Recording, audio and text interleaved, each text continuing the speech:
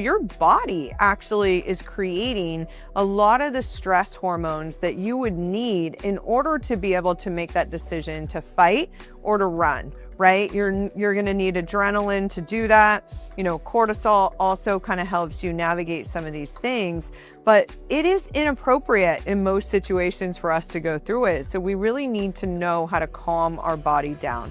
Hi there, it's Kelly Resendez, and we are going to talk about how to handle stress without burning out. I think all of us know there are going to be seasons of stress in our life, whether it's coming from family issues, relationship issues, maybe career changes, market fluctuations.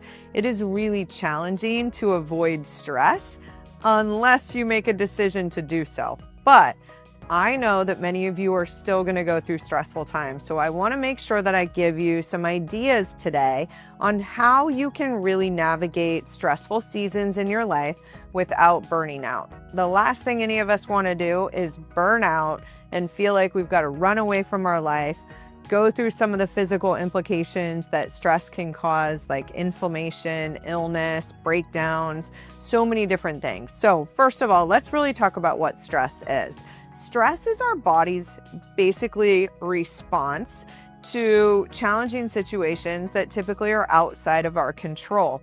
If we had control over everything, we probably wouldn't experience a lot of stress. But as I've shared in the past, we have very, old technology between our ears or our brain. It's still a survival mechanism. So if it believes you're in danger or it's facing something unfamiliar or uncertain, typically your brain is going to release stress hormones. So the first thing that it's going to do, it's going to flood your body with cortisol. It's going to give you some adrenaline. Maybe your heart's going to start beating. You might get a little warmer because your body doesn't know the difference between you being chased by a wild animal and undergoing some situation, maybe at work or with family, that's outside of your control. And so your body actually is creating a lot of the stress hormones that you would need in order to be able to make that decision to fight or to run, right? You're going to need adrenaline to do that.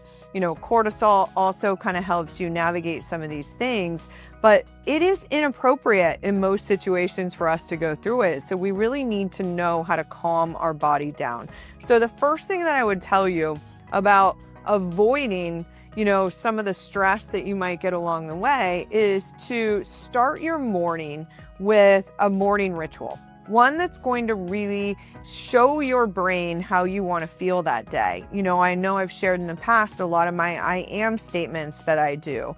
I really look at my emotional vision for how I want to feel in my life, reminding myself that I want to be patient. I want to be calm. I want to be at peace. I want to, feel like it's an extraordinary, day that I'm grateful for. So that's the first thing I do to help reduce some of my stress is I create an environment where I'm not starting my day with what Brendon Burchard calls other people's priorities by checking my email or my text. I'm going to start my day. I'm very faith-based, reading the Bible, going over my goals, my vision for how I want to feel. And then if there is something that I might be struggling with or I know is coming that day, I might journal and I might ask for help. I might, just kind of get a lot of that emotion out already so that if I face it, I'm really prepared to be able to deal with it. So that's step one, is start your morning on your terms.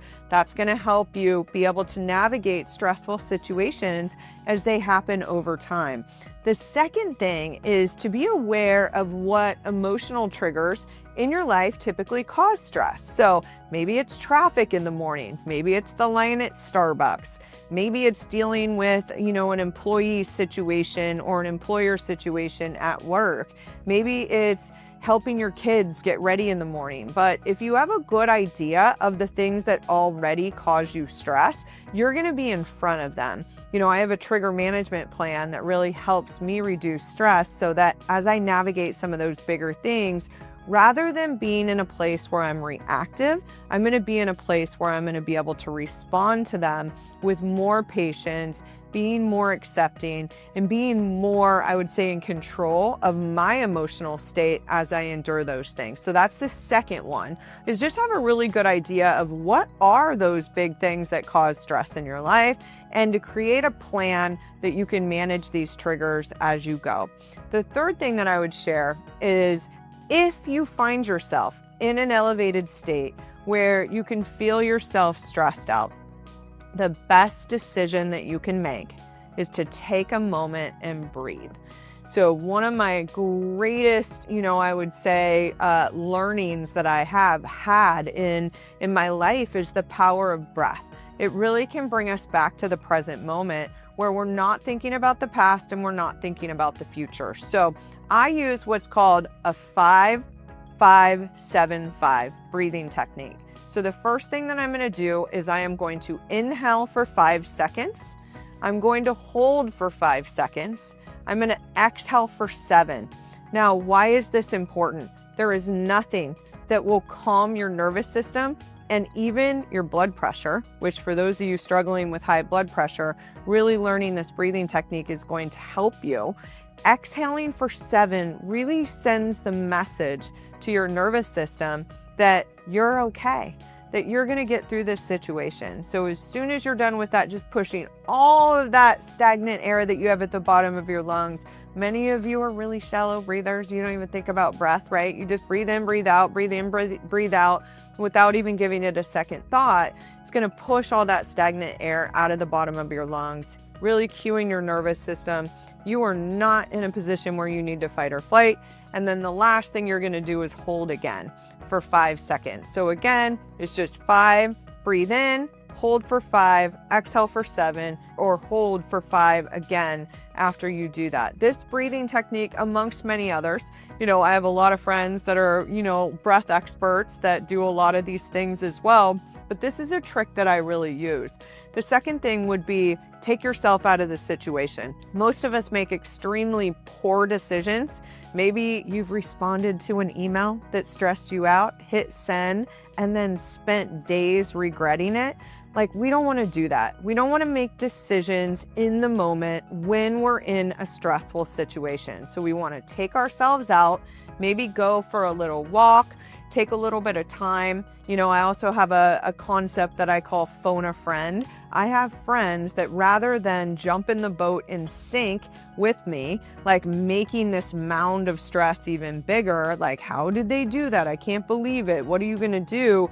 They actually are able to pull me out of the boat and really remind me that life happens for me. Everything's always working out okay.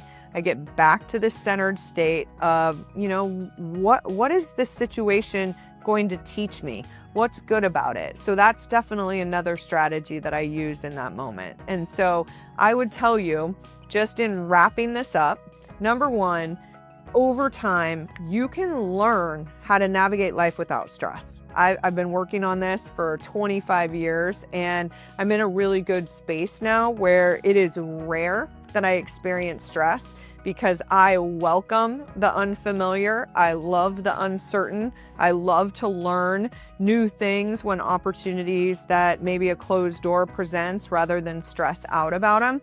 But in the meantime, so that you don't burn out, you can use some of these strategies. So again, you want to prepare yourself for your day.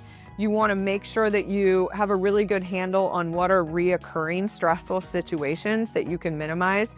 Maybe you need to set boundaries with those people. Maybe you just need to make some decisions about who you surround yourself with. And then from there, if you do find yourself in a stressful situation, take time to breathe, remove yourself out of the situation, and ask yourself that bigger question, what's good about this? How can I approach life as a learning opportunity? I use stress, if I have it, as my guru. What's it trying to teach me? Do I need to be more patient, accepting, understanding, whatever it might be? So hopefully these tips are going to allow you to navigate any stressful situation that you have in your life. I'd love for you to pop over to www.bigvoicesrise.com, where you can find my trigger management, basically tool that's really going to help help you be able to document some of these bigger things that cause stress in your life. So thanks for joining. If you love this, please subscribe to my YouTube channel, share it on social with your friends, and I hope to see you on the next episode.